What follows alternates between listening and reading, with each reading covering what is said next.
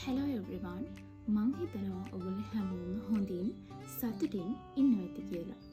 ඉතින් මේ වීඩියෝ එකේදී මම බලාපොරොත්තු වෙන්නේ රුහුණේ ඩිග්‍රී එක කම්ප්ලීට් කරපු ස්ටුඩන්ට් කෙනෙක් විදිහට මගේ එක්ස්පීරියන්ස් එක ඔයගොල්ලොත් එක්ක ෂෙයා කරගන්න. මුලින්ම මම රුහුණේ යුනිවර්සිටි එක ගැන ඔයගොල්ලන්ට කිව්වොත් එහෙම ලංකාවේ තියෙන යුනිවර්සිටිස් අතරින් සැලකුවාම ගොඩක් ලස්සන යුනිවර්සිටි එකක් තමයි රුහුණ කියලා කියන්නේ. මේන් යුනිවර්සිටි එක මාතර වැල්ලමඩම් ප්‍රදේශයේ තියෙනවා. එතකොට අනිත් ෆැකල්ටිස් මෙඩිකල් ෆැකල්ටිය, ඉන්ජිනියරින් ෆැකල්ටිය, ඇග්‍රි ෆැකල්ටිය සහ ටෙක්නොලොජි ෆැකල්ටිය මේන් යුනිවර්සිටි එකෙන් වෙන් වෙලා ඒ දකුණු පළාතෙම තමයි පිටලා තියෙන්නේ. ඉතින් මම රුහුණේ සයන්ස් ෆැකල්ටි ඉගෙන ගත්ත ස්ටුඩන්ට් කෙනෙක් නිසා මගේ ෆැකල්ටිය මේන් යුනිවර්සිටි එක ඇතුලේ තමයි තියෙන්නේ. රුහුණේ මේන් යුනිවර්සිටි එක ගත්තාම මේන් යුනිවර්සිටි එක ඇතුලේ ෆැකල්ටිස් 4ක් තියෙනවා. සයන්ස් ෆැකල්ටිය, මැනේජ්මන්ට් ඇන්ඩ් ෆයිනෑන්ස් ෆැකල්ටිය, fisheries and marine science and technology ෆැකල්ටිය සහ හියුමැනිටීස් ඇන්ඩ් සෝෂල් සයන්ස් කියන ෆැකල්ටිස් ටික තමයි මේන් යුනිවර්සිටි එක ඇතුලේ තියෙන්නේ. මම ඇඩ්වාන්ස් ලෙවල් වලට ජීව විද්‍යාව වංශයෙන් මුහුණ දීපු නිසා මම රුහුණට සිලෙක්ට් වුණේ බයොලොජිකල් සයන්ස් කියන ඩිග්‍රී එකට. එතකොට මම පොඩ්ඩක් බයොලොජිකල් සයන්ස් කියන ඩිග්‍රී එක ගැන ඔයගොල්ලොත් එක්ක කතා කරත් එහෙම මුලින්ම අපිට ඔරියන්ටේෂන් තියෙනවා යුනිවර්සිටි එකට ගිහපු මුල්ම කාලෙදී. එතකොට හැම ඩිපාර්ට්මන්ට් එකකම හැම සබ්ජෙක්ට් එකක් ගැනම අපිට ඒගොල්ලෝ ලොකුවට පැහැදිලි කිරීමක් කරනවා. ඇත්තටම කිව්වොත් එහෙනම් මම රුහුණට යනකොට තියෙන සබ්ජෙක්ට් මොනවද කියන එක ගැන දැනගෙන හිටියා වුණාට ඊට එහායින් ගියපු දෙයක් ගැන ලොකු අවබෝධයක් මට තිබුණේ නැහැ. ඉතින් මේ ඔරියන්ටේෂන් ප්‍රෝග්‍රෑම් එක ගොඩාක් වැදගත් වුණා. ඒ හැම සබ්ජෙක්ට් එකක් ගැනම අපට අයිඩියා එකක් ගන්න. මම A level වලට කෙමිස්ට්‍රි, ෆිසික්ස්, බයෝ සයන්ස් කරපු නිසා මම තෝරගත්ත සබ්ජෙක්ට් කම්බිනේෂන් එක උනේ සූලොජි, බොටනි ඇන්ඩ් කෙමිස්ට්‍රි. එතකොට අපිට අනිත් සබ්ජෙක්ට් වලට ලෙක්චර්ස් වලට ගිහිල්ලා පොඩි කාලයක් යුනිවර්සිටි එකකින් අපිට දෙනවා.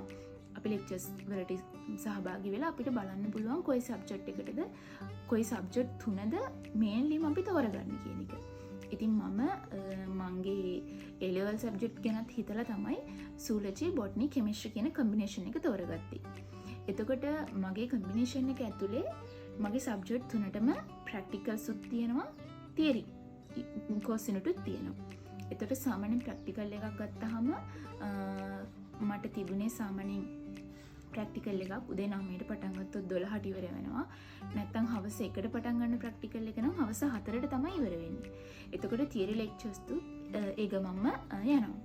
ඉතින් මේ විදිහට තියරි කෝස් යුනිට් වෙනම යනවා, ප්‍රැක්ටිකල් කෝස් යුනිට් වෙනම යනවා. රුහුණ ගත්තාම සයන්ස් ෆැකල්ටි එක අවුරුද්දට සෙමිස්ටර්ස් දෙකක් විදිහට තමයි යන්නේ. එතකොට පළවෙනි අවුරුද්ද level 1 semester 1 and semester 2 විදිහට යනවා. දෙවෙනි අවුරුද්ද level 2 semester 1 semester 2 විදිහට යනවා. ඉතින් තුන්වෙනි හතරවෙනි අවුරුද්දත් මේ විදිහටම තමයි යන්නේ. එතකොට රුහුණේ බයොලොජිකල් සයන්ස් හරි ෆිසිකල් සයන්ස් හරි කියන ඩිග්‍රී එක ගත්තාම ඒක ප්‍රධාන වශයෙන්ම ජෙනරල් ඩිග්‍රී එක සහ ස්පෙෂල් ඩිග්‍රී එක කියලා ආකාර දෙකකට තියෙනවා.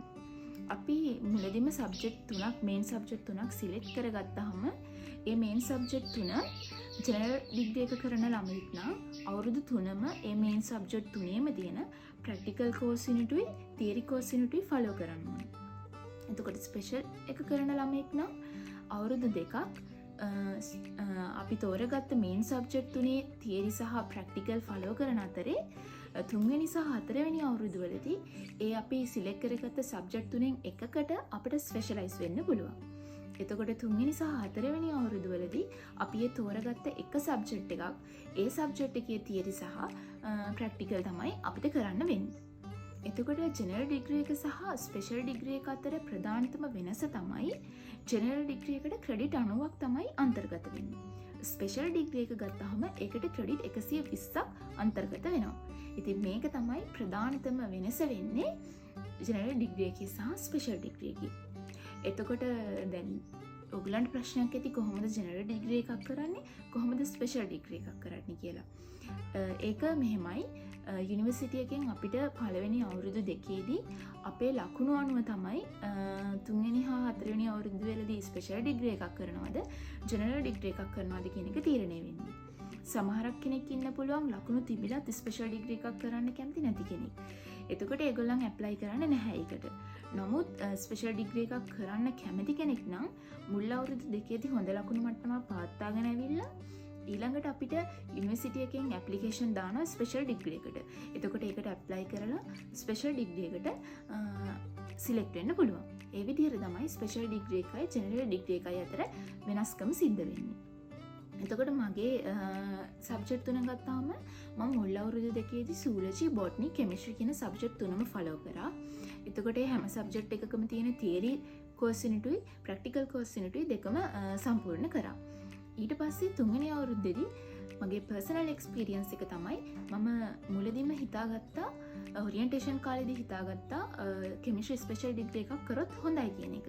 සහ මට ඒ ලෙවල් වලටත් කෙමිස්ට්‍රි වලට ලකුණු තිබිච්ච නිසා මම බලාපොරොත්තු වුණා කෙමිස්ට්‍රි වලින් ස්පෙෂල් එකක් කරන්න. ඒ නිසා මම මුල් කාලේ ඉඳන් මේ අවධානයෙන් තමයි වැඩ කරේ. ඊට පස්සේ දෙවෙනි අවුරුද්ද අවසාන වෙනකොට මම කෙමිස්ට්‍රි වලට කෙමිස්ට්‍රි ස්පෙෂල් ඩිග්‍රී එකට තේරුණා. එතකොට තුන්වෙනි සහ හතරවෙනි අවුරුදු වල මම කෙමිස්ට්‍රි කියන සබ්ජෙක්ට් එක විතරමයි එතකොට ෆලෝ කරේ. ඉතින් ඔය විදිහට තමයි මගේ පර්සනල් එක්ස්පීරියන්ස් එක රුහුණේ යුනිවර්සිටි එකේදී සිද්ධ වුණේ. එතකොට මේ මුල්ම කාලේදී මට ආව ප්‍රශ්නයක් තමයි මම ඒ ලෙවල් වලට සිංහල මීඩියම් කරපු කෙනෙක් නිසා කැම්පස් එකට ගියාම ඉංග්‍රීසි මීඩියම් වලින් තමයි අපිට හැමදේම ඉගෙන ගන්න වෙන්නේ. එතකොට මුල් කාලේදී මේ ලැන්ග්වේජ් ඩිෆරන්ස් එක මට ලොකුවට දැනුණා. හැබැයි ටික කාලයක් යනකොට අපි ඒ ලෙක්චර්ස් වලට සහභාගී වෙනකොට එතකොට අපි ලෙක්චර් නෝට්ස් බලනකොට ඒකට අදාළ තව දේවල් අපි කියවනකොට ලැන්ග්වේජ් එකේ තිබිච්ච ප්‍රශ්නේ කාලයත් එක්කම විසඳුණා. ඉතින් ওই විදිහට තමයි මගේ රුහුණේ ඩිග්‍රී එකේ එක්ස්පීරියන්ස් එක. ඉතින් මම මේ වීඩියෝ එකෙන් ඔයගොල්ලොත් එක්ක ෂෙයා කරගන්න හිතුවේ. මම හිතනවා මේක වැදගත් වෙයි කියලා. ඒ ලෙවල් කරන්න ඉන්න නාගි කෙනෙක්ට මල්ලි කෙනෙක්ට හරි දැනට ඒ ලෙවල් කරලා රුහුණට සිලෙක්ට් වෙන්න ඉන්න නාගි කෙනෙක්ට හරි මල්ලි කෙනෙක්ට හරි. ඉතින් මම ඉදිරියට ලස්සන වීඩියෝස් ඔයගලන්ට ගේන්න බලාපොරොත්තු වෙනවා. එහෙනම් දැනට මම මේ වීඩියෝ එක මෙතනින් නතර කරනවා. Thank you so much and bye.